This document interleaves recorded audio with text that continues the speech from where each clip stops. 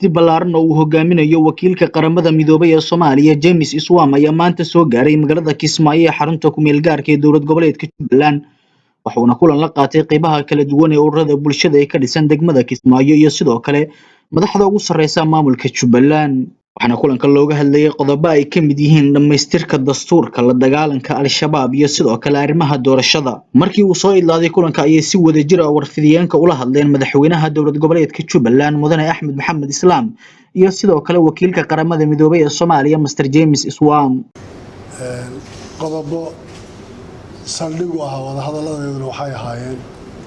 qodobka ku saabsan dastuurka dhamaystirkiisa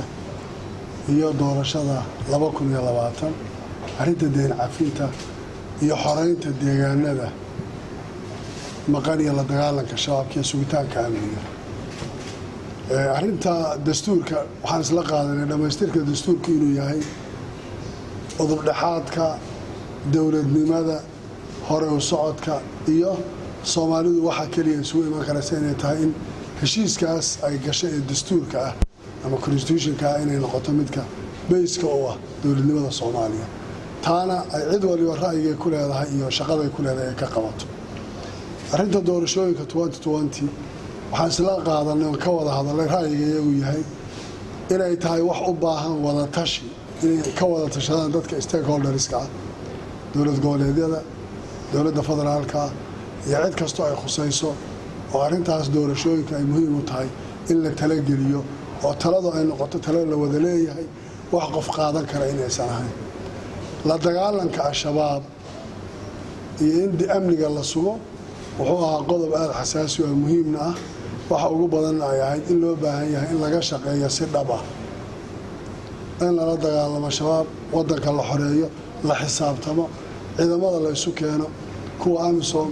iyo kuwa Soomaaliya iyo kuwa dowlad goboleedyada intuba inay shaqadaas si dhab ah wada qabtaan qodobka afraad oo arrinta deyn cafiska ah oo nagala hadleen waxay ahayd inaan diyaar u nahay in deynta la cafiyo deyn cafiskaasina macnihiisu yahay in dadka Soomaaliyeed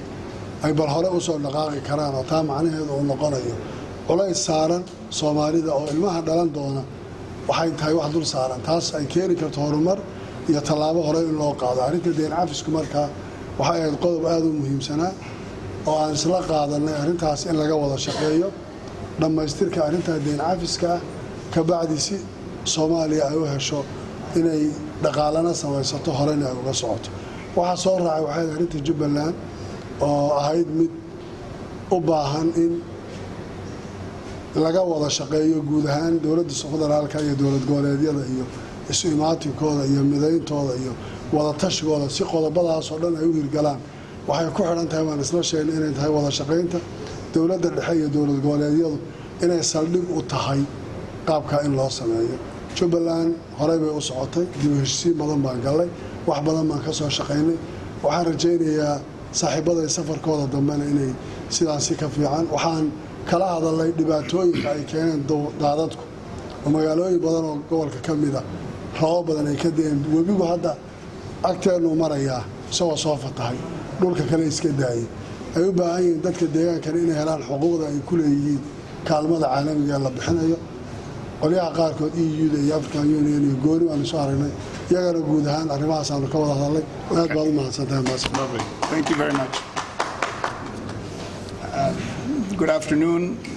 On behalf of this delegation of the African Union, European Union, Intergovernmental Authority on Development and the United Nations, we are very pleased to be here in Kismaayo, Jubaland, as the third stop on our visits to federal member states throughout Somalia. As on the other stops, we have discussed important national issues for 2020, including elections, constitutional reform, continued efforts to pursue security gains against al-Shabaab, debt relief, and the development agenda.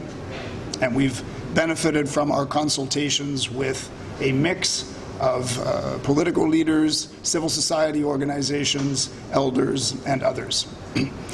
Since we are here in Jubaland, we are also mindful that many aspects of the political situation remain unresolved. And we also took the opportunity of our visit to Jubaland to seek the views of all of the stakeholders with whom we had contact on what might be done to improve the relationship between Mogadishu and Kismayo for the benefit not only of the people of Jubaland, but in order to make further progress on the national agenda throughout Somalia. Again, we're very grateful for the warm welcome. We will make a further statement prior to our departure this afternoon, but we thank the people, the authorities of Jubaland for this warm welcome. مصطفى عبد الله محمد دلك تي في اسمايو.